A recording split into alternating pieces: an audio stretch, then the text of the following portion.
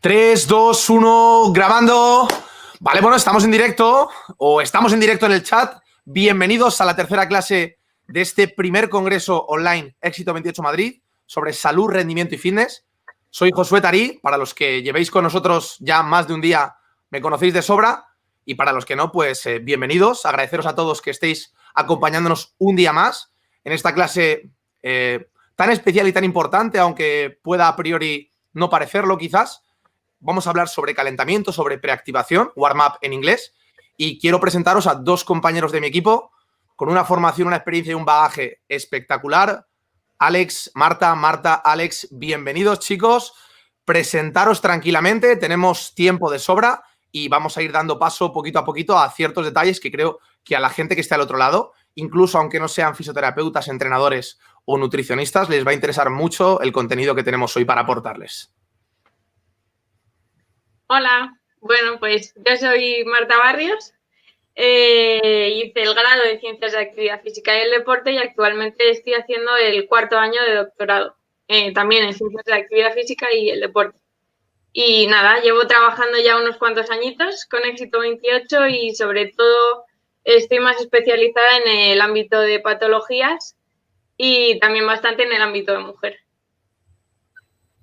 Y buenas, pues yo soy Alex y igual también soy graduado en Ciencias del Deporte, hice el máster de entrenamiento personal y bueno, pues hasta ahora sigo formándome con numerosos cursos tanto americanos como de aquí y pues igual llevo más de 3 años en Éxito 28 Madrid.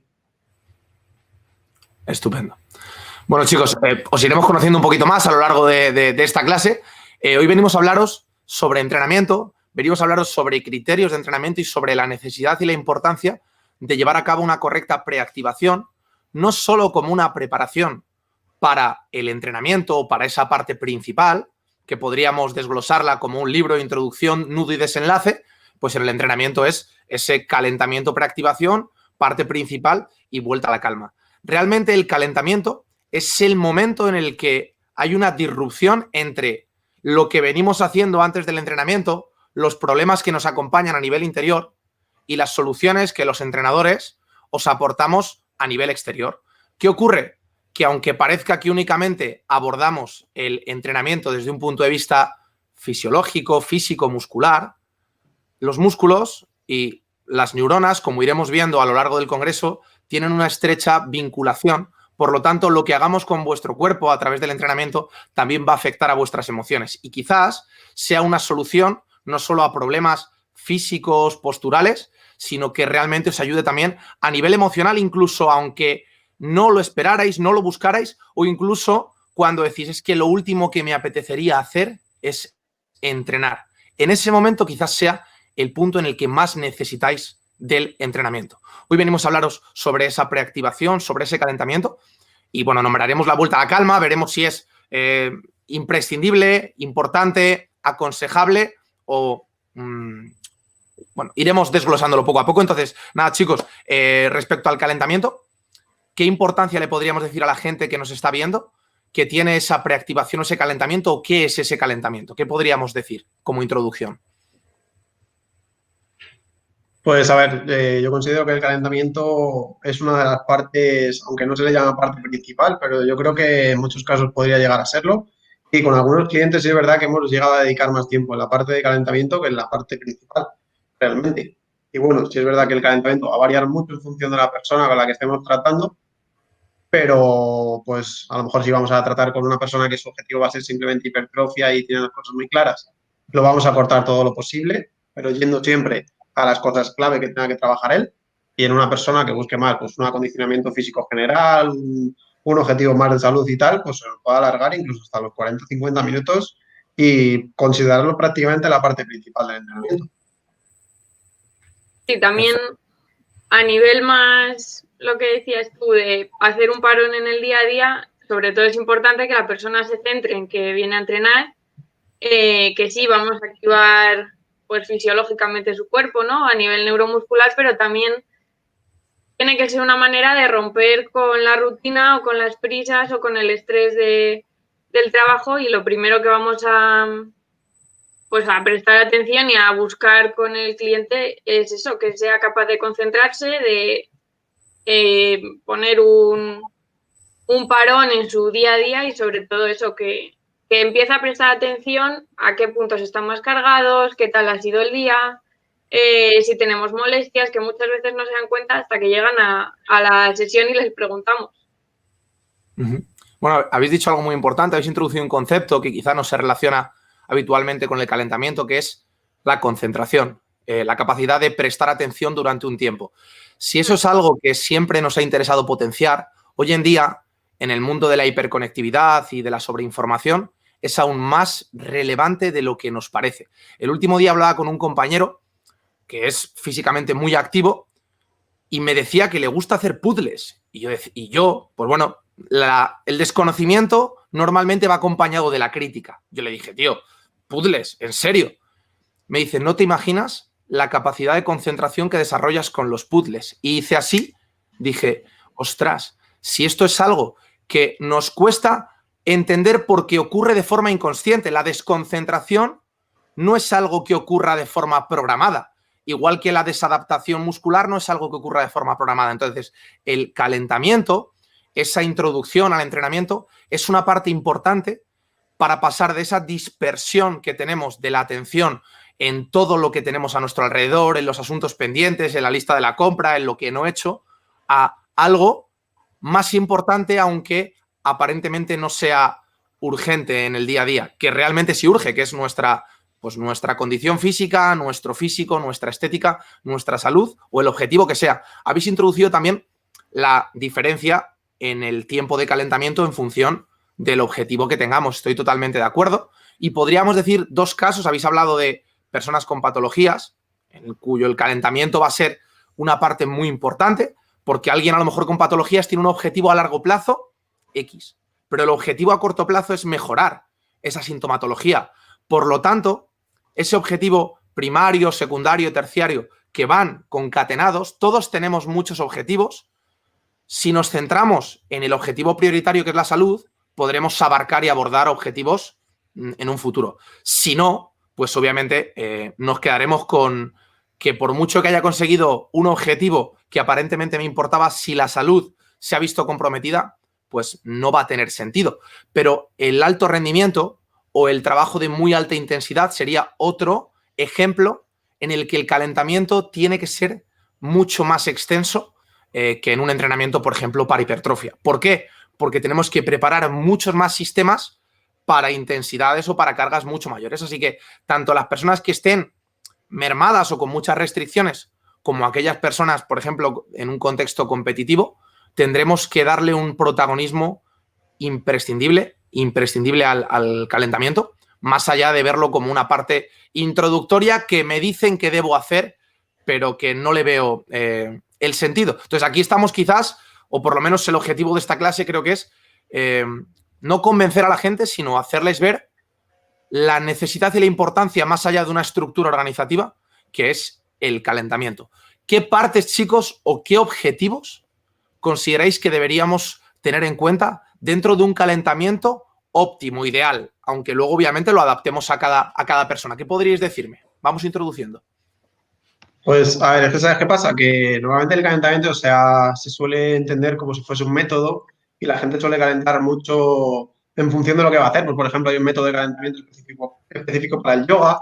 La gente se suele quejar mucho, pues eso, con los métodos. ¿Qué pasa? Que esto es como si yo me comprase un coche y tengo que utilizar ese coche para lo que sea. Tengo que utilizar el coche para llevar a los niños al colegio, para subir a la montaña, para tal. Pero si tuviese la posibilidad de tener muchos coches y usar cada uno para lo que me interesase, eso sería de verdad lo ideal para todo el mundo. Y eso sería un sistema de trabajo, que se trata de buscar todos los puntos que tenemos para llevar a cabo este calentamiento y utilizarlos de la manera que más nos conviene. Entonces nosotros lo que hemos desarrollado a través de distintas formaciones, hemos ido adaptando cosas que nos han ido gustando, entre las cuales podemos destacar el de Element System. El calentamiento que hacen ellos es brutal y de ahí hemos sacado un mogollón de ideas.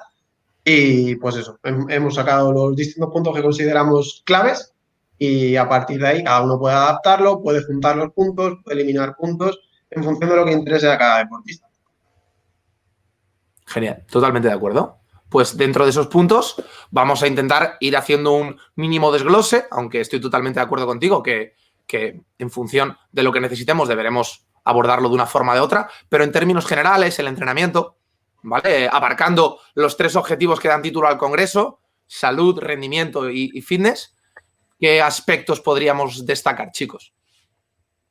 Pues en primer lugar, lo normal es empezar con una pequeña charla, que es lo que hablábamos antes, para irnos centrando, y esto se podría unir con la liberación miofascial.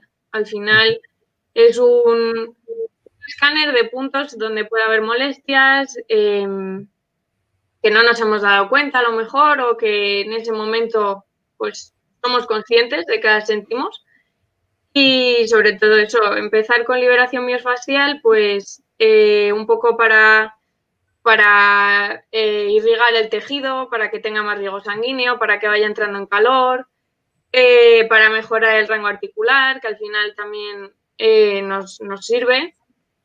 Luego, pues de cara eso, a los puntos gatillos, si notamos algún punto que nos molesta, pues incidir un poquito ahí con la movilidad. Y pues nada, yo creo que ese sería el primer punto a seguir.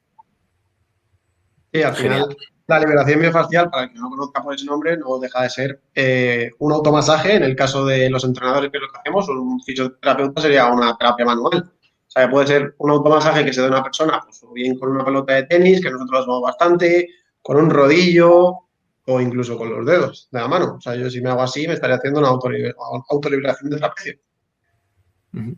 Genial. Sí, y otra cosa que usamos mucho es la escala de percepción del dolor. A nosotros sí es verdad que nos gusta decir a la gente que no pase de un 7. Si, por ejemplo, tengo trapecio muy cargado, pues que cuando me dé el masaje no sea más de un 7 de dolor. Por dar alguna pauta así un poco más. Y luego se utiliza mucho también en patologías, sobre todo extremidades, por el efecto cruzado que tiene la liberación miofascial. Si liberamos una extremidad, puede ayudarnos a mejorar la extremidad que está lesionada o la articulación en la que, pues si hemos tenido una operación o una operación de rodilla, una operación de hombro, al final nos puede ayudar igualmente. Genial. Para la gente que no esté muy familiarizada con este tipo de intervenciones a través de foam rollers, pelotas de lacrosse, como habéis ido mencionando, decirles que no es estrictamente necesario para esa liberación miofascial, que podemos explicar por encima qué es el tejido fascial, porque la gente está acostumbrada a escuchar huesos, articulaciones y tendones, y si ya entramos en otros términos les cuesta entenderlo, pues realmente, si os dais cuenta, nuestras prendas de ropa, por ejemplo la mía, yo cuando me muevo se generan una serie de arrugas, ¿veis? En la prenda, en función de lo que yo hago, en función de mi postura, si es una postura más cerrada o más abierta. Entonces, eso mismo sucede en nuestro tejido fascial, que podríamos decir que recubre toda la superficie muscular por debajo de la piel. Entonces, a ese tejido le va a afectar todo. La temperatura corporal, la capacidad de movimiento, le va a afectar nuestra estimulación a nivel parasimpático, cómo venimos, si venimos estresados, si venimos muy alicaídos. Entonces, realmente, cualquier intervención motriz ya va a conllevar una liberación miofascial. Pero sí es cierto que con muchas personas hemos visto un beneficio accesorio interviniendo de forma concreta a través de esa presión, pues a través de diferentes implementos que nos permite mejorar efectivamente la temperatura corporal, el riego sanguíneo, etcétera. Pero cualquier acción va a ser liberación miofascial. De hecho, os invito a que hagáis un experimento desde casa.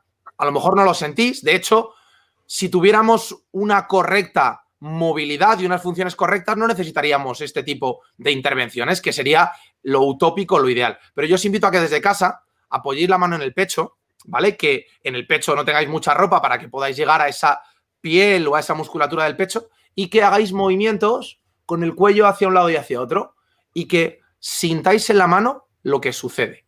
Si hay mucha tensión, vais a daros cuenta de que el platisma del cuello va conectado con toda la musculatura del pecho. Por lo tanto, lo que hagáis con el cuello genera tensiones de manera que estamos conectados. Es como una prenda de ropa gigantesca. Y esa prenda de ropa, hay gente que le queda muy justa, hay gente que le queda muy grande, y en función de lo que necesite cada persona, pues tenemos que ir interviniendo a través del calentamiento. Más cosas. Después de esto vendría la respiración, que es otra gran olvidada. Alex, esta parte te toca. Sí, a ver, sí es verdad que la respiración, todo el mundo sabe que respiramos y que consiste en inspirar y en expirar, pero sí es verdad que con nuestros hábitos diarios, al final nosotros estamos diseñados para ir a cazar detrás de los animales y para pasar el día de pie y estamos pasando sentados y levantándonos a la nevera como mucho. Entonces, todo este patrón respiratorio se ha visto alterado. ¿Qué pasa? Que la respiración está muy enlazada con la postura. Entonces, como tenemos una respiración deficiente, nuestra postura normalmente tiende a ser mala y todo esto está enlazado. ¿Qué puede provocar? Pues que haya descompensaciones musculares, tanto en el tren superior, que tengamos posiciones más cerradas, como en el tren inferior, que nuestra pelvis empiece a rotar, que bascula hacia adelante, que bascula hacia atrás. Y todo esto, para corregirlo, en vez de incidir sobre un trabajo de movilidad, pues si vemos, por ejemplo, que la pelvis está rotada hacia adelante, en vez de incidir en rotarla hacia atrás, lo que tengo que corregir primero es el patrón respiratorio.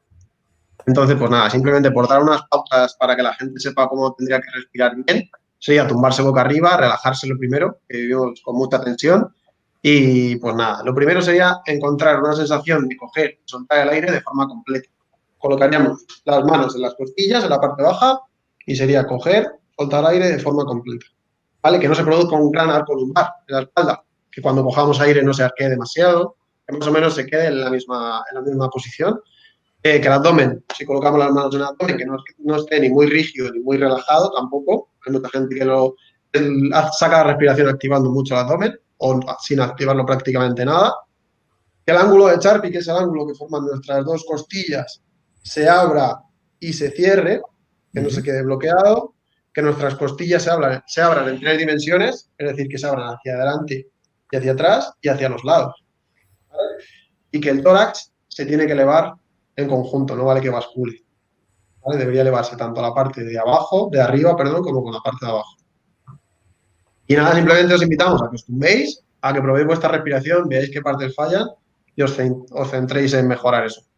Todo esto tiene mucha más miga y se tendría que hacer otras cosas, pero simplemente con eso podemos avanzar bastante. Así que, sí, dime, José.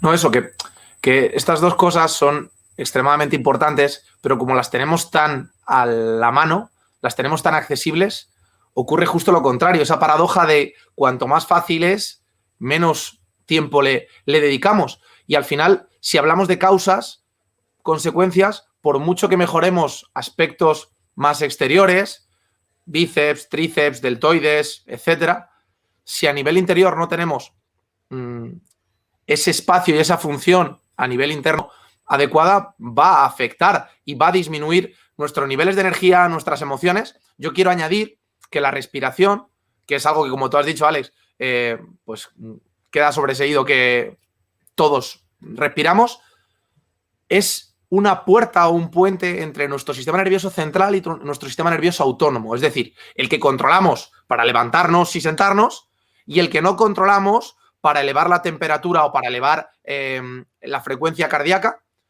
Por lo tanto, es un puente entre aquellas cosas que no funcionan de nuestro cuerpo y no sabemos por qué no funcionan y aquellas cosas que no funcionan porque sabemos que no lo hemos ganado a pulso. Si yo paso en posiciones cifóticas mucho tiempo, me he ganado a pulso tener mucha cifosis muy marcada. Entonces, invitarle a la gente a que le dedique un poquito de tiempo a prestar atención a su respiración, porque es un puente entre su inconsciente o su subconsciente y su parte más consciente. Y claro, yo lo pienso y si yo no entrenara, chicos, no sé vosotros qué pensáis, pero si yo no entrenara, yo no soy de esas personas que me pongo a meditar. Es decir, hay personas que seguramente sean muy de yoga, muy de relajación, muy de respiración y encuentren ese espacio o ese paréntesis, pero yo, si no fuera gracias al entrenamiento y a través de ese entrenamiento introducir patrones respiratorios, ejercicios respiratorios, yo no lo llevaría a cabo en mi día a día. Por eso le invitamos a la gente a que no intente simplemente intervenir con tengo que respirar habitualmente de forma consciente, sino que lo introduzca a través del entrenamiento. Sí, incluso siendo entrenadores, muchas veces nos olvidamos o no le prestamos la atención siendo conscientes de lo importante que es. A mí hasta que Alex no me valoró molestias en la cadera, no supimos que podía venir de un patrón respiratorio, que algo está fallando. Y hasta que no me he puesto a, pues eso, a dedicar unos minutos al día, pero hasta que no ha sido deberes, no dedicas el tiempo, incluso siendo tú mismo entrenador. ¿Sabes qué pasa? Que es que de todas formas tenemos un cuerpo que es muy inteligente. Entonces, si tú dejas de respirar, seguramente al poco tiempo de hacerlo te mueras. Entonces, sea como sea, el cuerpo se va a buscar la manera de respirar de una manera más o menos eficiente. ¿Qué pasa? Que si nosotros nuestra musculatura, que tiene que hacer las funciones de respiratoria, como puede ser el diafragma, no funciona, ¿qué va a hacer? Pues toda la musculatura pectoral, toda la musculatura del cuello va a entrar a ayudar. Y esa musculatura no tendría que estar ayudando de forma normal. Por ejemplo, si os dais cuenta, cuando salimos a correr y estábamos muy cansados, sin darnos cuenta, colocamos las manos en las rodillas, nos agachamos, todo eso para favorecer que toda esta musculatura entre y ayude a la respiración, porque es una función muy básica. Sin ella no podríamos sobrevivir.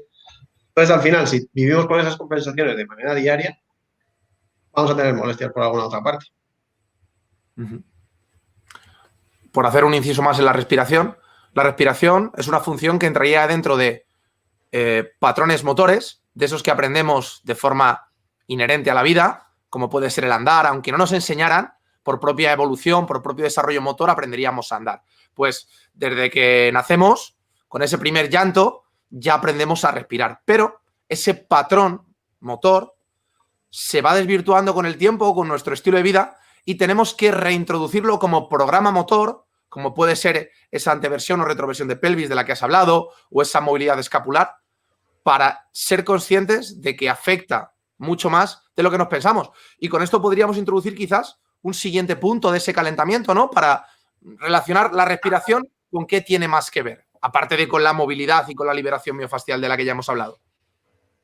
Bueno, sí, eso es. Además, la movilidad y flexibilidad, que sería el siguiente punto, que de ese todavía no hemos hablado, ¿Vale? pues, o sea, consideramos que es clave y lo hemos separado en movilidad y flexibilidad porque muchas personas piensan que son lo mismo y no tienen nada que ver. Bueno, o sea, están relacionadas, pero no son exactamente lo mismo. Al final, un trabajo de flexibilidad sería la capacidad que tiene un músculo de elongarse en un solo plano. ¿Vale? Si yo, por ejemplo, quiero extender el codo, pues ¿hasta dónde podría extender el codo? ¿Vale? Y la movilidad sería la capacidad de mover esa articulación en todos los planos. ¿Vale? Que eso ya requiere un control motor, requiere un trabajo de que los músculos se entren a trabajar y demás. Entonces nosotros, en nuestra estructura de calentamiento, recomendamos trabajar las dos. ¿Vale?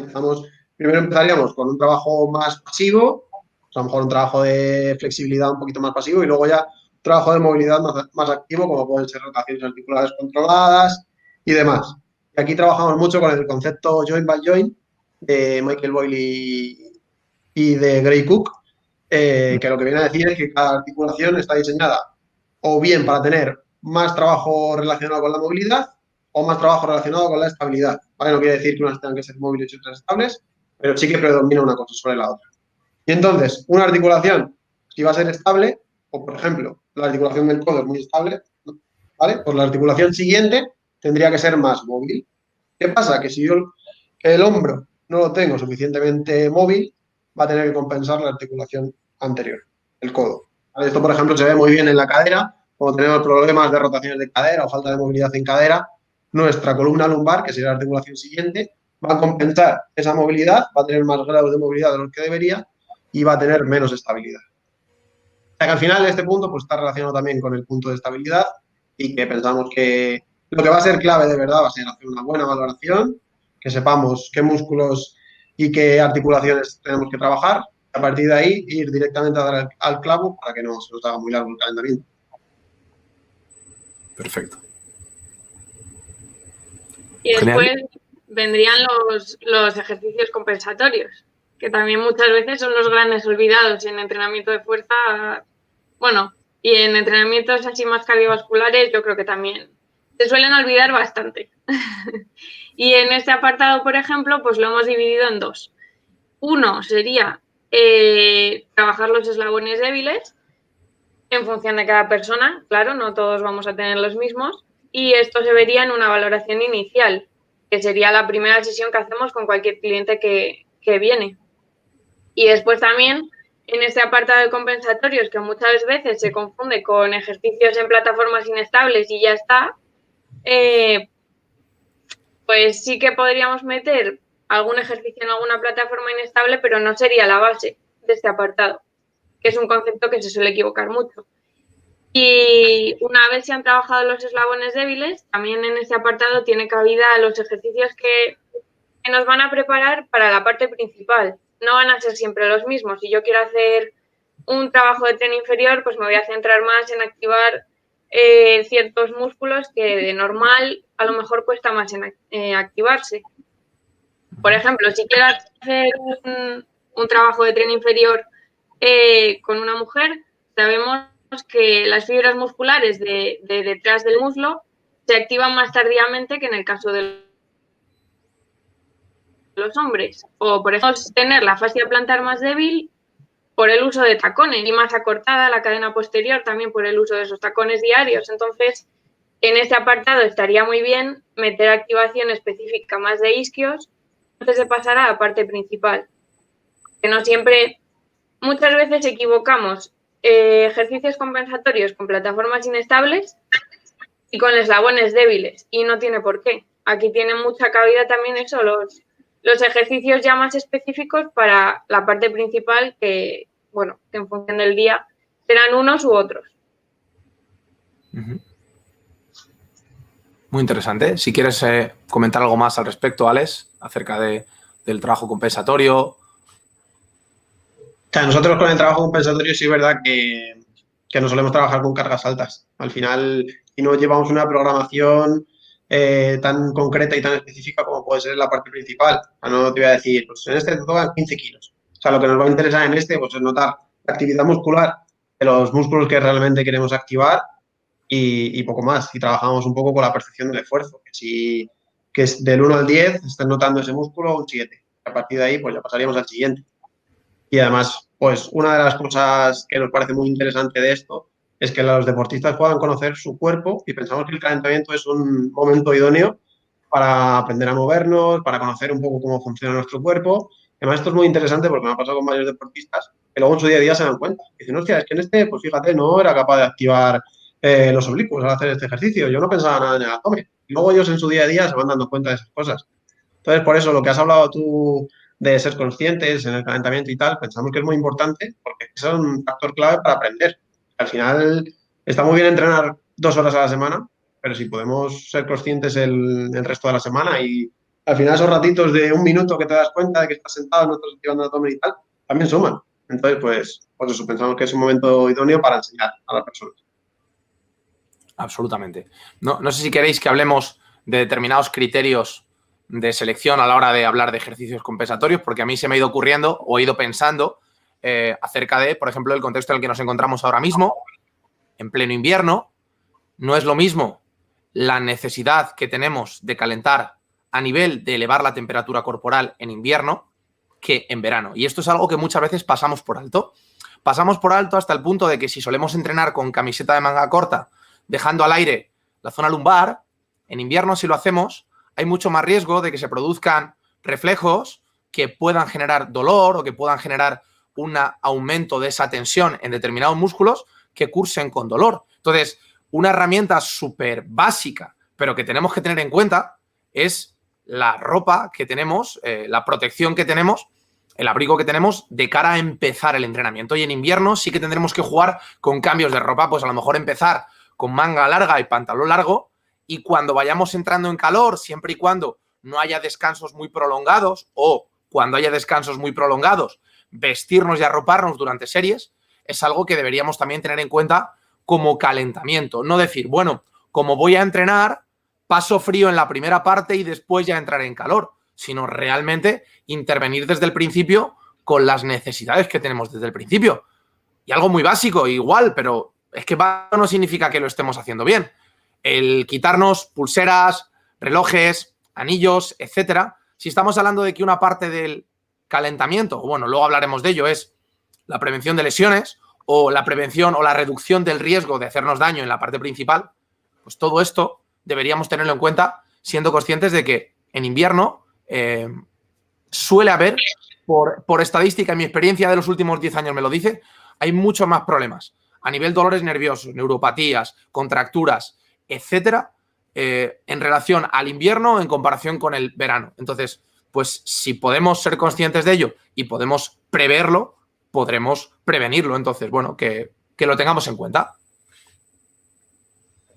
Sí, aquí también tendría cabida, ya enlazando también con el siguiente punto, el suelo pélvico, que muchas veces también es el gran olvidado y de cara a un entrenamiento de fuerza, por ejemplo, es imprescindible. Tampoco nos vamos a meter mucho en este apartado porque ya nuestra compañera Monse va a hablar sobre el suelo pélvico, pero sería también un punto muy interesante a trabajar si vamos a hacer sobre todo una sesión de fuerza de alta intensidad o incluso en la propia carrera. Hay muchas mujeres que no prestan nada de atención a su suelo pélvico y con los años pues detectan problemas y no hace falta ser muy mayor para detectar problemas.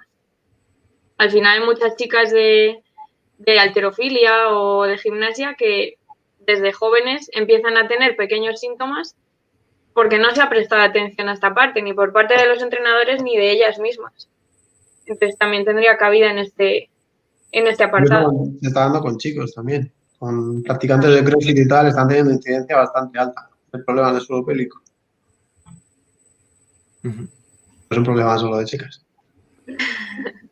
Efectivamente. Es, al final, la musculatura que tenemos en el suelo pélvico, tanto hombres como mujeres, la tenemos que entrenar siendo conscientes, ya no hablando de prevención, que es algo que no es muy atractivo a la sociedad, no es muy tendencia. Un músculo que no usamos, una estructura que no utilizamos, es una estructura que con el tiempo va a fallar. Entonces, si yo no presto atención a mi cuello, le tendré que prestar atención cuando duela. Y ahí le vais a prestar atención porque es una señal ineludible. Si no le prestáis atención al suelo pélvico, le tendréis que prestar atención cuando os hagáis pipí encima, porque tengáis problemas de pérdidas de orina o cuando los chicos tengan problemas a nivel de índole sexual, sobre todo. O incluso también pérdidas de orina, que está también asociada a los hombres. Lo que pasa que quizás pues no lo planteamos tan a largo plazo. Oye, pues mi abuelito con 85 años tiene problemas de pérdidas de orina, ya. Pero es que tu abuelito con 85, pues a lo mejor tú lo tienes con 75. Y la idea es intentar vivir toda nuestra vida sin esas limitaciones que podemos prever nuevamente y que podemos prevenir. Así que es importante y es el momento, efectivamente, en el calentamiento, porque si no lo programamos en función del mesociclo, al final de nada sirve trabajarlo un mes al año o 2 veces al año o 2 meses al año si luego se me olvida. Mejor introducirlo de forma periódica, habitual, aunque sean, si es dedicarle a lo mejor 2 minutos o 3 minutos de una estructura de 1 hora de entrenamiento. Sí, incluso también en el día a día, que es lo que decía Alex, que a lo mejor prestar atención a la postura, aunque sea 1 minuto, pero ya 1 minuto todos los días o varias veces al día, va siendo consciente. No significa que dediquemos un montón de tiempo siempre a todas estas partes dentro del calentamiento, sino que en el día a día también podemos ayudar a hacer consciente a la gente y a nosotros mismos de que estos pequeños detalles pues siempre suman. Absolutamente. ¿Algo más que queramos comentar? Bueno, por continuar un poco con este punto, que sería el punto 5, no sería como tal el suelo pélvico, sino sería el trabajo de core. El suelo pélvico sería como la parte más interna y de ahí pasaríamos a un trabajo más externo. O sea, sí es verdad que en el punto 5 podemos empezar con un trabajo de suelo pélvico, pero luego empezaríamos con un trabajo sencillo de activación de musculatura un poquito más externa del abdomen y de ahí vamos progresando hasta ejercicios con una transferencia a la parte principal o a la vida cotidiana o a lo que nos interese. Y sí es verdad que este tipo de trabajo de abdomen nos gusta dividirlo mucho en los planos de movimiento que tenemos. Es decir, pues por un lado tendríamos el trabajo de flexión o de anti-extensión, ¿vale? Que sería este, o aguantar el movimiento contrario. El movimiento de extensión, que sería todo lo contrario, o de antiflexión, que no me lleven hacia adelante. El movimiento de inclinarme hacia un lado o que no me inclinen hacia el lado contrario. El movimiento de rotar o de que no me roten. Y pues así es como lo estructuramos y cómo progresamos este tipo de trabajo de abdomen. ¿Podríamos decir algo respecto a esos planos? Por ejemplo, tu experiencia, Alex, te dice que la gente controla mejor. A ver, cada persona es diferente, no vamos a generalizar, pero tu experiencia como entrenador respecto al trabajo en unos planos y en otros, ¿qué nos dice? ¿Qué controla peor la gente? Pues mira, ¿sabes qué pasa? Que mi experiencia me dice que al final controlamos muy mal todos los planos. O sea, el abdomen, el trabajo de core es algo que tenemos que trabajar. ¿Qué pasa? Que los ejercicios de inclinación y de inclinación o de rotación, parece que nos defendemos un poco más, pero porque nos ayudamos mucho de las piernas. En el momento que hacemos ese tipo de ejercicios sentados, sin apoyos y tal, se complica bastante. Entonces yo creo que esto es algo que lo que hay que sentarse y trabajar bien, pero que controlado bastante mal. O sea, sobre todo esos planos. El plano de flexión y extensión, pues bueno, un poquito mejor, pero nosotros cuando dejamos de forma aislada el abdomen, vamos bastante peor. Sí, también la descompensación que suele haber entre el transverso y el recto del abdomen. Al final el recto normalmente está súper, súper fuerte y cuando te pones a centrarte un poquito más sobre el transverso, incluso en deportistas, te das cuenta de que hay muchísima descompensación entre uno y otro. Claro, pero para esto sí que sería clave una buena valoración, que nos digan si tenemos fuerte el recto, si tenemos fuerte el transverso y que nos enseñen a trabajar, porque esto sí que es un tema ya bastante más complejo. Bueno, aquí si queréis, aprovecho para introducir una pregunta que nos han dejado. Estáis hablando de qué podemos, o sea, cómo poder valorar efectivamente si funciona mejor o si funciona peor. Y nos hacen una pregunta de cómo sabemos qué ejercicios son los que vienen mejor para cada persona. ¿Vale? En este caso, esta mujer dice que tiene operación, bueno, tiene lesión en ambas rodillas y además tiene 2 embarazos, uno de ellos con cesárea. Entonces, yo desde aquí, aunque habéis ido haciendo alusión a esa valoración inicial, que no tiene que ser solo una valoración inicial cualitativa, que también tendremos que hacer una valoración en un momento dado a nivel cuantitativo. Valorar, es decir, hasta qué punto a nivel métrico tenemos determinados parámetros mermados, dañados o simplemente reducidos. Pero desde aquí invitaros a que estéis o me acompañéis o nos acompañéis en la 10ª y última clase de este congreso que daremos el domingo. En esa clase hablaremos sobre valoración funcional inicial, en la que a través de un protocolo con diferentes ejercicios evaluaremos las principales funciones corporales. Dentro de ellas tendremos en cuenta si esa persona es capaz de activar y desactivar musculatura interna, como puede ser transverso, suelo pélvico, y valoraremos toda la estructura funcional del core, además de todo lo que hemos ido hablando en el calentamiento, la movilidad, la estabilidad, el trabajo de fuerza, estabilidad dinámica, etcétera. Entonces, simplemente desde aquí que a los que os interese esta parte o todo lo que estamos hablando ya, pero ¿y yo cómo sé lo que tengo que hacer conmigo, lo que tengo que hacer con mi padre o con mi madre? Pues os invito a que nos acompañéis en esa clase que daremos el domingo. Y luego, además de eso, que la gente no tenga miedo de preguntar a otros profesionales. O sea, nosotros somos entrenadores y podemos ayudar desde nuestro campo, pero también, o sea, por ejemplo, en el tema del suelo pélvico tiene que ser un fisioterapeuta el que nos valore desde ahí. Incluso en una lesión podemos contar con un nutricionista, que no tenemos por qué coger solamente al entrenador. O sea, yo creo que la ayuda ahí entre esos 3 equipos multidisciplinares, que son el entrenador, el nutricionista y el fisioterapeuta, va a ser la clave y nos va a ayudar a mejorar de una manera muchísimo más rápida. Absolutamente. ¿Alguna parte más? Sí. Sí, nos quedan 2. Yeah, 2 puntos solo. Una de, o sea, un punto 6 de estiramientos dinámicos, que muchas veces nos centramos en o vemos en la gente estiramientos estáticos antes de correr o antes de una sesión de fuerza. Al final lo que se ha demostrado es que tienen un efecto negativo luego en el rendimiento y nosotros lo que utilizamos son los estiramientos dinámicos, al igual que muchos entrenadores, vamos, en el que ya sí que nos centramos mucho en la parte principal y al final lo que hacemos es preparar al cuerpo con ejercicios que tengan, bueno, que engloben muchos grupos musculares y nada, y en este sentido también igual focalizarnos mucho en la movilidad articular, pero ya muy, muy específica para la sesión que vamos a desarrollar cada día.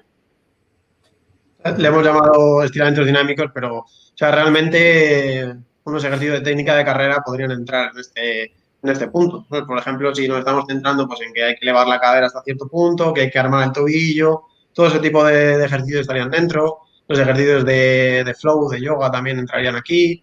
Luego, incluso si vamos a hacer un peso muerto, pues un ejercicio simplemente con una pica de llegar hasta el rango máximo en el peso muerto y tal, también entraría dentro de este cajón de dinámicos. Y nada, y ya pues el último punto sería la activación neuronal, que este sí que tiene que ser súper específico, o sea, prácticamente solemos hacerlo con el gesto que vayamos a hacer después.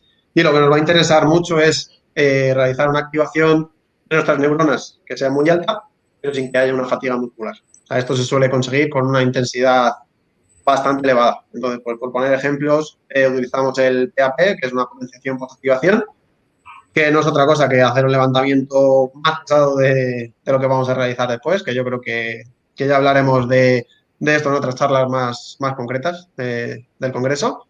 Luego otro ejemplo podría ser hacer isometrías máximas. Parece que siempre tenemos que estar moviendo cargas para entrenar. Y una isometría es empujar la barra con todas mis fuerzas sin que se llegue a mover. Eso nos serviría como una activación neuronal también. O podemos hacer ejercicios de potencia, de lanzamientos a máxima velocidad. Eso también va a hacer que nuestras neuronas se activen. Y poquito más. Con eso estarían los 7 puntos de calentamiento. Genial. Respecto a esa parte específica que has nombrado, has mencionado tres ¿Sí? componentes que considero que es muy importante que remarquemos aún más. Has hablado de las isometrías máximas, que hay gente que puede pensar, ponerme todo el peso en la espalda en una plancha abdominal, por ejemplo, que vemos a gente con 100 kilos encima en discos. Alex ha explicado claramente un ejemplo que es intentar mover un implemento que no voy a mover, pero con la intención de moverlo. Ahí, en esa parte, aunque no exista movimiento, sí existe un concepto que denominamos contracción voluntaria máxima o porcentaje de esa máxima contracción voluntaria. De manera que si yo, por ejemplo, empujo suave la pared, podríamos decir que estoy empujando a un 10% de esa contracción voluntaria máxima. Si yo empujo la pared como si quisiera moverla al 100% y siento que he podido exponer o sacar la máxima fuerza, podría decir que he estado al 100% de mi contracción voluntaria máxima. En los dos ejemplos, la pared no se ha movido. Pero lo que ha supuesto en mí a nivel neurológico y a nivel fisiológico inclusive, porque recordemos que las isometrías tienen un gasto cardíaco elevado, es decir, que es un esfuerzo conjunto grande, como el que nos vamos a encontrar a posteriori, es muy importante. Y luego has hablado de cargas supramáximas respecto al máximo que vamos a entrenar en ese entrenamiento, de manera que después, debido a esa potenciación posactivación, nos encontremos con una sensación más liviana o más facilitada. Y después has hablado de velocidades aumentadas o velocidades máximas, que tendremos que tener en cuenta para que el cuerpo responda bien a estos tres componentes, que no tienen por qué estar los tres implícitos, pero que sí son interesantes. Debemos haber hecho bien las fases previas de ese calentamiento. Mirad, a mí hay gente que me dice, yo nunca me lesiono, aunque no caliento. Entonces, yo desde aquí quiero hacer alusión a esas personas que en algún momento me lo han dicho. Mirad, que no calentemos no significa causa-efecto, lesión, no lesión. No caliento, me lesiono, caliento, no me lesiono. No. Pero con que te prevenga o te evite una lesión en la temporada, con que ya el calentar me prevenga de una lesión grave en la temporada, ya merece la pena invertir todos los días de entrenamiento, un tiempo considerable, una estructura y una programación para que eso no suceda. Porque una lesión puede ser algo anecdótico de un día, pero nadie te dice esa lesión a qué te va a llevar. Porque una lesión, los que os habéis lesionado lo sabéis, una lesión es el mayor fracaso a nivel de entrenamiento. De hecho, es el primer objetivo que nos marcamos con nuestros clientes. Está genial. Me planteas esto, esto y esto. Y siempre va a haber un objetivo previo que va a ser no lesionarnos. Si me lesiono voy a tener que parar. Si paro no voy a poder entrenar, por lo tanto voy a empeorar. Y luego no sabemos si va a llevar implícito cirugía, tratamiento, la recuperación a posteriori. Y es algo muy, muy complicado, desde una persona mayor que se cae y se fractura un hueso hasta una persona más joven que acaba teniendo una lesión a nivel tendinoso por haber entrado en velocidad.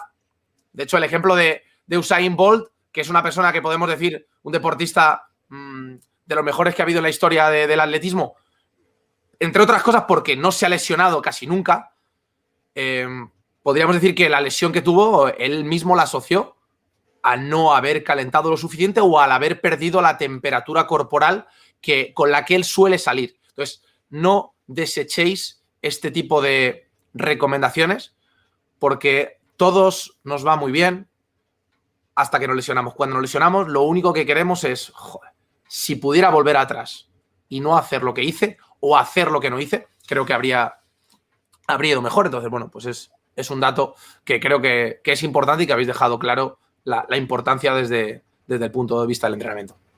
Pero a mí además me gustaría recordar a la gente que el calentamiento su único objetivo no va a ser la prevención de la lesión durante la propia actividad. O sea que con él nos vamos, si pasamos por estos 7 puntos, vamos a conseguir cuidarnos mucho más, vamos a tener una calidad de vida mejor y además vamos a conseguir un mejor rendimiento en la parte principal.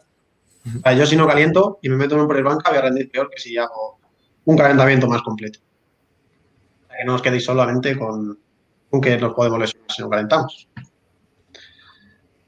Sí, muchas veces la gente que tiene patologías sí que presta mucha atención a estos apartados, pero luego cuánta gente vemos que van a entrenar fuerza, por ejemplo, con el objetivo de hipertrofia o sí, suele ser, y llegan al gimnasio, cogen unas mancuernas chiquititas, hacen unas cuantas repeticiones y directamente ya se ponen a hacer su parte principal.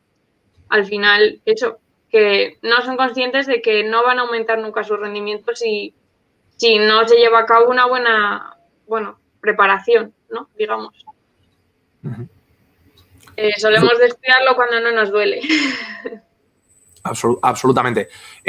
Con estos 3 epígrafes, vuelvo a añadirlo, creo que le queda claro a cualquier persona, sea cual sea su objetivo a través del entrenamiento, la importancia del calentamiento. 1, esa prevención de lesiones de la que he hablado. 2, lo que ha comentado Alex, de si realmente quiero sacar lo mejor de mí en ese entrenamiento y estar preparado y que decir, oye, estoy haciendo todo lo que puedo para que el entrenamiento salga lo mejor posible. Y 3, objetivos secundarios que tenéis, que no son primarios porque no están quizás muy deteriorados, los podemos abordar en el calentamiento. Por ejemplo, por mucho que el objetivo de una persona sea hipertrofia, tendrá también que tener en cuenta que dentro de esa hipertrofia, la parte postural, que no tiene que ver con la hipertrofia, que tiene que ver con cómo tú te sitúas, cómo es tu estática postural, tiene mucho que ver. También tiene que ver, pues, que si tú no tienes una buena estabilidad central, por mucho que hagas hipertrofia, pues o te planteas estar toda tu vida con un cinturón o una faja, o si quieres salir de eso vas a tener que abordarlo también desde ese punto de vista. Entonces, seáis quien seáis y tengáis el objetivo que tengáis, el calentamiento tiene una función y tiene un objetivo que cumplir en vosotros. Eso es. Y bueno, yo creo que con la estructura que hemos contado, la gente puede pensar que el calentamiento se nos va a ir a más de una hora. Entonces, pues, si os parece, hacemos un pequeño resumen y ponemos un ejemplo de cómo hacemos nosotros el calentamiento y que al final podemos hacer este calentamiento pasando por los 7 puntos en 10 minutos. Estupendo. Entonces, pues, ¿hago yo el resumen? Perfecto, Alex, todo tuyo. Vale, pues nada, en primer lugar sería el punto 1, que sería una liberación miofascial o un automasaje. En el segundo punto estaría el trabajo respiratorio, la mejora del patrón respiratorio que hablábamos. En tercer lugar, el trabajo de la movilidad y de la flexibilidad. En cuarto punto, el trabajo de ejercicios compensatorios, que los dividíamos en los que nos van a servir para la parte principal y los que queremos para que nos mejoren nuestra calidad de vida. El punto 5 sería el trabajo de core, pasando desde la musculatura interna hacia la externa. El punto 6, el trabajo de dinámicos, estiramientos dinámicos, de técnica de ejercicios y demás. Y punto 7, una activación neuronal que nos va a ayudar a levantar las cargas pesadas en la parte principal, que es nuestro objetivo. Y pues bueno, ¿cómo podemos meter esto en 10-15 minutos? Si lo que queremos. Pues por ejemplo, la clave va a ser una buena valoración. Si tenemos una buena valoración, sabemos qué musculatura nos está fallando, tanto porque esté muy tensa, porque esté muy débil, por lo que sea, podemos ir en cada uno de los puntos a dar al clavo. Entonces, pues por ejemplo, punto 1, con un rodillo, liberación miofascial. Si sabemos que tenemos el psoas demasiado tenso, que tenemos el cuádriceps demasiado tenso, directamente, si vamos a trabajar en la parte principal, tren inferior, podemos empezar por liberar cuádriceps y psoas, tardamos 1 minuto y medio. Después, trabajo de patrón respiratorio, tumbado. Si sabemos que tenemos bloqueado, nos centramos en eso. Otros 30 segundos, llevamos 2 minutos de entrenamiento. Un trabajo de movilidad y flexibilidad, por ejemplo, si nos han dicho o hemos valorado que tenemos poca dorsiflexión del tobillo y poca rotación de cadera, sería hacer 3 ejercicios de 30 segundos de movilidad y de flexibilidad, o sea que en eso llevaríamos 3 minutos y medio. Un trabajo de compensatorios, pues, por ejemplo, de activar la musculatura intrínseca del pie, de activar los rotadores externos de cadera, porque sabemos que nos falla, que nos va a venir bien para hacer la sentadilla después. Pues un trabajo de abdomen, pasando por esos 3 planos de activación tanto en el plano frontal, de flexión, perdón, en el plano sagital, de flexión, extensión, de inclinaciones, de rotaciones y demás. tardamos otros 2 minutos, metemos ejercicios de técnica de ejercicio que vayamos a realizar, nos hacemos una serie de aproximación, si vamos a hacer, por ejemplo, una sentadilla, pues con poco peso, y la última, por ejemplo, una isometría máxima y a entrenar. En 10 minutos lo tenemos. Perfecto, Alex, tío. Creo que ha quedado muy claro y al que le cueste un poco más entender lo que ha explicado, cuando vemos un calentamiento desde fuera o cuando, pues, los que nos habéis visto entrenar con nuestros alumnos o nuestros clientes nos veis desde fuera, ahí solo veis lo contrario, solo veis movimientos, solo veis ejercicios. Y detrás de esos ejercicios hay esta serie de criterios y hay esta serie de constantes que tenemos que tener en el entrenamiento. El orden, yo intento hacer de abogado del diablo, ¿no? Y la gente puede pensar. Pero el orden tiene que ser este concretamente. Mirad, el orden que establecemos, que realmente es una propuesta abierta, lo que intentamos es centrarnos en el principio de la interferencia. Si sabemos que la falta de amplitud o la falta de movilidad puede afectar a mi respiración, si yo no primero alivio determinados músculos que están muy tónicos, como ha explicado Alex, pues la respiración se va a ver interferida. Entonces, yo no puedo empezar por la activación neuronal si no he conseguido ese patrón respiratorio y después tener en cuenta que cuando vaya mejorando ese sujeto o esa persona, el calentamiento también lo iré cambiando. De manera que, yo siempre digo esto, la parte compensatoria del calentamiento, cuando ya no supone algo compensatorio porque lo tenemos muy adquirido, pasamos a otra cosa o o dejamos a un segundo término eso o nos centramos en el objetivo prioritario que antes eran 25 debilidades y que ahora tenemos solo 2 debilidades, que es la respiración y el suelo pélvico, por ejemplo. Pues nos centramos más en esos, dedicándoles o más tiempo o dedicando y acortando menos tiempo al calentamiento en general, pero que esto es algo que no es inamovible, que no tenéis que hacerlo así de forma cerrada. Sí, el problema es que además nos encontramos, nuestra situación normal es que nos encontramos gente que es muy competente en la parte principal, porque se ha tirado toda la vida haciendo sentadillas, se ha tirado toda la vida haciendo press banca, pero no se ha parado a hacer esto. A lo mejor le pides unas rotaciones externas de hombro y sufre que no veas. Entonces, por eso os recomendamos que os centréis mucho en esto, porque es muy difícil encontrarse una persona que respire muy bien, o es muy difícil encontrarse una persona que no tenga descompensaciones y no tenga que hacer liberación miofascial. Si lo encontramos, pues perfecto, nos saltamos los puntos, le damos menos importancia y avanzamos más hacia la parte principal. Pero el problema es que estamos haciendo la parte principal con todos estos eslabones débiles y esta base de la pirámide que nos flojea. Entonces, pues bueno, o sea, pensamos que lo ideal sería empezar por aquí, ir dándole importancia y luego a por la parte principal. Sí, sobre todo también algo importante que muchas veces en el tema de patologías cohibimos un poco a la gente entre médicos, fisios, entrenadores, como ciertas patologías las tenemos muy, muy asociadas a que no pueden hacer, por ejemplo, en el caso de escoliosis de espalda, no puedes correr porque entonces esto va a ser terrible. Bueno, pues en algunos casos que tenemos se ha visto como con una escoliosis muy pronunciada que incluso incidía en problemas de respiración de la persona que lo tiene.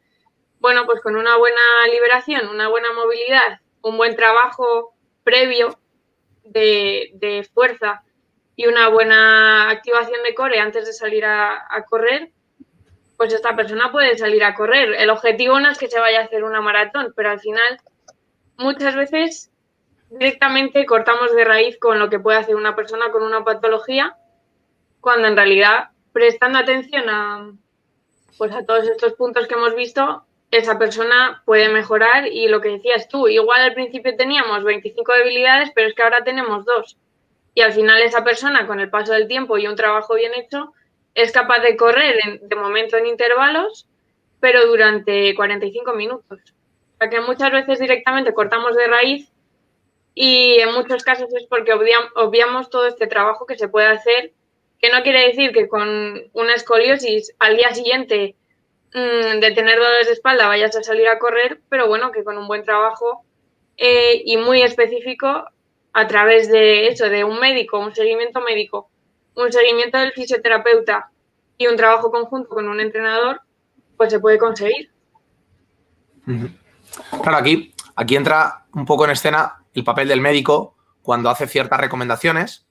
Claro, yo entiendo que la gente que nos conozca a través de este congreso, incluso gente que entrene con nosotros, diga, ya, pero a mí si el médico me recomienda reposo, yo tengo que guardar reposo. Primero, no es lo mismo una escoliosis de un sedentario, de una persona que no entrena, que en una radiografía parece escoliosis, pero que a nivel muscular hay debilidad y déficit por doquier, que una escoliosis de una persona que lleva entrenando con nosotros 1 año y medio o 2 años, que tiene a nivel muscular bastante buena simetría y que tiene una buena función, una correcta estructura. De manera que en la radiografía que aparece en huesos está la escoliosis, pero realmente la función cambia. Entonces, cuando un médico recomienda reposo a corto plazo es necesario. Yo tengo una lesión aguda en un momento puntual que cursa con inflamación, yo tengo que guardar cierto reposo, 48, 72 horas, el tiempo que sea necesario. Pero cuando ese reposo se prolonga en el tiempo, está evidenciado a nivel científico, la misma evidencia que utilizan los médicos la utilizamos nosotros, que el reposo no va a ser la solución. Entonces, cuando un médico os recomienda reposo a largo plazo, pensad que le vendrá bien a la lesión, puede, pero al resto de vuestro cuerpo le va a venir mal. Entonces, el entrenar con nosotros no es entro con todo, tengo que tener todo el cuerpo nuevo, brazos, piernas, espalda, no. Dentro del reposo puede entrar la figura del entrenador. Dentro del reposo puede entrar la figura del fisioterapeuta. No vamos a poner a hacer burpees y a hacer skipping. Entonces, lo que ocurre que mientras guardáis ese reposo o mientras os recuperéis de esa lesión, se puede entrenar todo el resto del cuerpo de manera con el mismo criterio que hemos utilizado en esta ponencia. Chicos, habéis hablado de la... Sí, perdón, Alex. No, digo que el problema está en cuando se recomienda reposo. Yo creo que es porque no se atreve un poco a estudiar lo que es el caso. O sea, por ejemplo, tenemos personas con artrosis de rodilla que les recomiendan reposo. A ver, o sea, es cierto que esa artrosis de rodilla no va a mejorar y esa persona va a seguir teniendo artrosis de rodilla. Pero es que como no entrene fuerza, le va a seguir doliendo. ¿Sabes? Aunque siga teniendo la artrosis de rodilla, si fortalecemos toda su musculatura alrededor, si conseguimos ganar un poco de flexión de tobillo y no le duele la rodilla, ¿qué más le da tener artrosis? Exacto. Claro. Sí, mucho también con la lesión del supraespinoso en la gente mayor, que se da mucho una rotura parcial o un desgaste, al final por la edad y un poco pues por la vida que haya llevado esa persona, y directamente pues no levantes los brazos por encima de la cabeza y ya está. Bueno, pues hay muchas cosas que se pueden hacer para que esa persona no pierda calidad de vida. Al final, muchas veces tendemos a limitar sin prestar atención a estudiar ese caso y ver que se puede mejorar. A la gente invitarles desde aquí a que sean inconformistas, a que sean exigentes tanto con su entrenador como con sus médicos, y que el médico está ahí para ayudarnos, pero no lo puede todo. Igual que el entrenador, estamos aquí nosotros para ayudaros, pero tampoco tenemos la solución a todo y al final somos un profesional más dentro de ese conjunto, aunque no estemos dentro de los hospitales como tal, pues creo que ayudamos mucho a la gente y de hecho si seguimos trabajando en esto los tres, creo que es porque somos conscientes del valor que aportamos y que realmente la gente nos dice que le ayudamos, que le mejoramos la vida, es que no hay más. Estupendo, chicos. Mira, hago una última alusión a una pregunta que nos han dejado por aquí. Claro, porque estáis hablando de la parte principal, pero la gente nos pregunta, vale, y en la parte principal, ¿qué tenemos que hacer, no? ¿Qué tengo que hacer en la parte principal si quiero perder peso, si quiero ganar masa muscular? Bueno, pues en la parte principal, en función del objetivo de cada persona, lo ideal sería que contactaran con nosotros o con el entrenador que quieran, establecer unos objetivos, una valoración inicial y a partir de ahí ponerse a trabajar en eso, en los objetivos que cada persona tiene. Al final, pues, dependiendo del caso, si es pérdida de grasa, si es aliviar el dolor de una patología, si es, yo qué sé, entrenar hipertrofia, al final, dependiendo de la persona, lo ideal es que contacten con un entrenador, sobre todo si de primeras no saben estructurar una parte principal o eso, un calentamiento, un entrenamiento en general, una programación y que se pongan manos a la obra. Genial. Al final, una parte principal es muy fácil hacerla. Lo difícil es hacerla bien. Nosotros creo que llevamos poco tiempo estudiando, hemos hecho una carrera, hemos hecho másters. Entonces, pues sería muy difícil contestar una pregunta en 5 minutos. O sea, para eso hay que aprender mucho y para eso estamos los profesionales que nos dedicamos a ello. Absolutamente, Alex, sí, absolutamente. Marta, estoy totalmente de acuerdo con vosotros. Es muy difícil explicaros aquí cómo desarrollamos una parte principal. Deciros que estamos a vuestra disposición. Si nos queréis escribir, pues a través de info@exito28madrid.com nos tendréis al otro lado. Que os hemos dejado en el enlace de esta descripción el acceso a todo el contenido que iremos compartiendo día tras día en las clases del Congreso. Y diréis, bueno, pero si al Congreso puedo acceder de forma gratuita. Sí, efectivamente.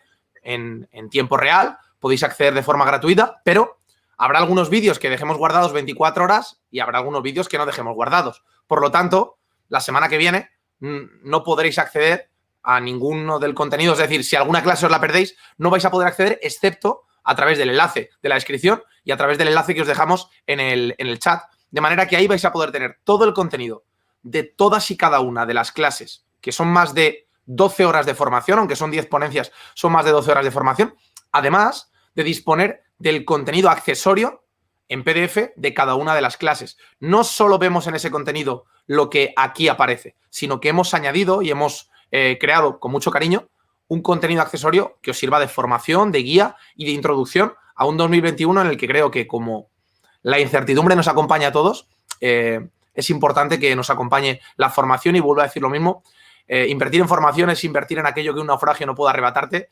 y por mucho que las cosas fuera vayan bien, regular o mal, si nosotros aprendemos y desarrollamos nuestras cualidades, las cosas os aseguro que por lo menos irán igual, si no mejor. Y nada, os invito a que podáis acceder a todo el contenido, que es un placer que nos acompañéis en este camino, que vamos a arrancar directamente con la próxima clase. Os metéis en vuestro correo electrónico, directamente tenéis acceso a la siguiente clase de core, abdomen y glúteo. Alex, Marta, no quiero que os dejéis algo en el tintero. Si queréis decir algo más como cierre, lo decís tranquilamente. Agradeceros vuestro tiempo, agradeceros vuestro esfuerzo y vuestro compromiso. Es un verdadero placer compartir este proyecto con vosotros, y a todos los demás, chicos y chicas, muchísimas gracias por vuestro tiempo. ¿Cerramos? Dale. Cerramos. Genial, gracias a todos. Hasta pronto, chao.